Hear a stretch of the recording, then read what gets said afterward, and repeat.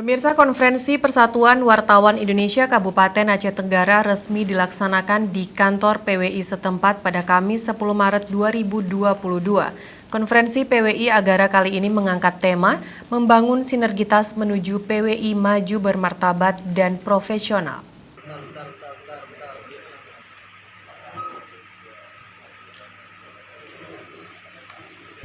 Konferensi ini dibuka Asisten 3 Sedakap Agara Sudirman, mewakili Bupati.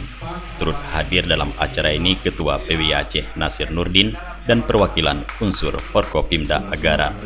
Ketua Panitia Konferensi PWI Agara Noris Elvian melaporkan, sampai hari terakhir pendaftaran, bakal calon ketua tercatat hanya 2 orang yang mendaftarkan sebagai bakal calon ketua, yakni Sumardi dari Harian Realitas dan Bulkainisah dari KB Awan.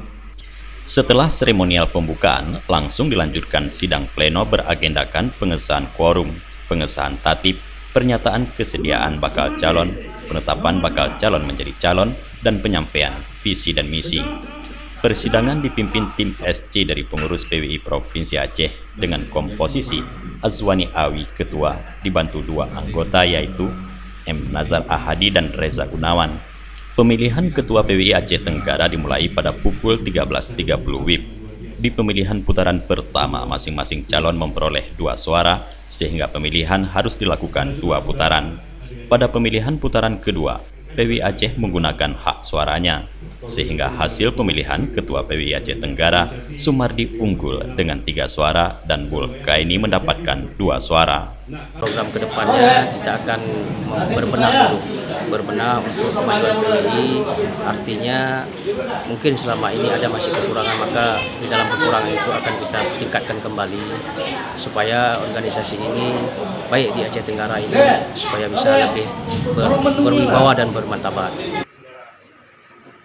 Ketua PWI Aceh Nasir Nurdin berpesan agar pengurus PWI Aceh Tenggara ke depan dapat meningkatkan profesionalisme dan menjalin kerjasama yang baik dengan pemerintah daerah dan semua pihak.